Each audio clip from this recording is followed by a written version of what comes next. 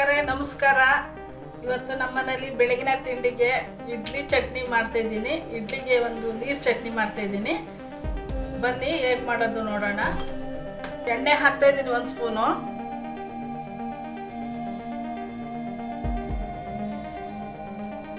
First ಹಸಿರು ಮೆಣಸಿನ್ಕಾಯಿ ಎಲ್ಲ ಫ್ರೈ ಮಾಡ್ಕೋಬೇಕು.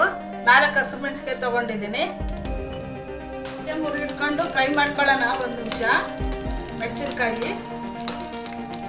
ಈ ಥರ ಎಣ್ಣೆನ ಫ್ರೈ ಮಾಡಿ ಚಟ್ನಿ ಮಾಡಿದರೆ ಗ್ಯಾಸ್ಟ್ರಿಕ್ ಆಗಲ್ಲ. ಗ್ಯಾಸ್ಟ್ರಿಕ್ ಆಗೋದು ಈ ಥರ ಎಣ್ಣೆ ಫ್ರೈ ಮಾಡ್ಕೊಂಡು ಚಟ್ನಿ ಮಾಡ್ಕೊಳ್ಳಿ. ಕರ್ಬೇವಿನ ಸೊಪ್ಪು ಹಾಕ್ತಾಯಿದ್ದೀನಿ. ಶುಂಠಿ ಸ್ವಲ್ಪ, ಬೆಳ್ಳುಳ್ಳಿ 4 ಇಟ್ಟು ಇಟ್ಕೊಂಡು ಫ್ರೈ ಮಾಡ್ಕೊಳ್ಳಿ. ಇಟ್ಟು 2 ನಿಮಿಷ ಫ್ರೈ ಮಾಡ್ಕೊಂಡಿದ್ದೀನಿ. ಹುರ್ಗಡ್ಲೆ ಒಂದು 2 ಸ್ಪೂನ್ ಹಾಕ್ತಾಯಿದ್ದೀನಿ. ಫ್ರೈ ಮಾಡ್ಕೊಬೇಕು 1 ನಿಮಿಷ. ಈಗ ಹಾಕ್ತಾಯಿದ್ದೀನಿ. ತೆಂಗಿನಕಾಯಿ ಹಾಕಿ ಸ್ಲೋ ಇಟ್ಕೊಂಡು 2 ನಿಮಿಷ ಫ್ರೈ ಮಾಡ್ಕೋಬೇಕು. ನೀವು ಮನೇಲಿ ಈ ಥರ ಮಾಡಿ ಚೆನ್ನಾಗಿರುತ್ತೆ ಇಡ್ಲಿಗೆ. ಚಾನಲ್ ಸಬ್ಸ್ಕ್ರೈಬ್ ಮಾಡಿ, ಸಪೋರ್ಟ್ ಮಾಡಿ. ತೆಂಗಿನಕಾಯಿ ಫ್ರೈ ಆಗಿದೆ. ಜಾಸ್ತಿ ತೆಂಗಿನಕಾಯಿ ಕಲರ್ ಬಂದರೆ ಚಟ್ನಿ ಕಲರ್ ಬರಲ್ಲ. ಇದು ಹುಣಸೆಹಣ್ಣು ಒಂದು ಸ್ವಲ್ಪ ಹಾಕ್ತಾಯಿದ್ದೀನಿ. ಕೊತ್ತಂಬರಿ ಸೊಪ್ಪು,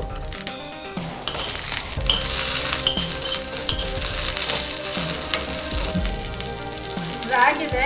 ತಣ್ಣಗಾಗ್ತಾನೆ ರುಬ್ಕೋಬೇಕು. ತಣ್ಣಗಾಗಿದೆ, ರುಬ್ಕೊಳ್ಳೋಣ.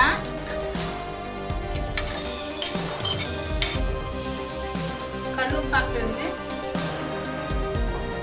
ರುಬ್ಕೊಂಡಿದ್ದೀನಿ. ಫುಲ್ ಸ್ವಲ್ಪ ರುಬ್ಕೊಳ್ಳೋದು ಬೇಡ, ಸ್ವಲ್ಪ ತರ ಇರಲಿ.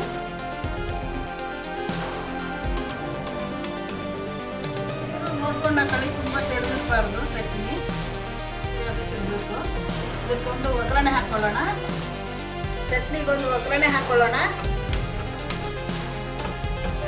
2 ಸ್ಪೂನ್ ಎಣ್ಣೆ ಹಾಕ್ತಾಯಿದ್ದೀನಿ. ಕಾದಿದೆ. ಸಾಸಿವೆ, ಜೀರಿಗೆ, ಒಣಮೆಣಸಿನ್ಕಾಯಿ ಒಂದು ದೊಡ್ಡದು, ಕರ್ಬೇವಿನ ಸೊಪ್ಪು ಸ್ವಲ್ಪ ಚಿಕ್ಕಿ. ಸ್ಟವ್ ಆಫ್ ಮಾಡ್ತಾಯಿದ್ದೀನಿ. ಒಗ್ಗರಣೆ ಹಾಕ್ತಾಯಿದ್ದೀನಿ. ನೀವು ಮನೇಲಿ ಮಾಡಿ ಥರ ಇಡ್ಲಿಕ್ಕೆ ಚೆನ್ನಾಗಿರುತ್ತೆ.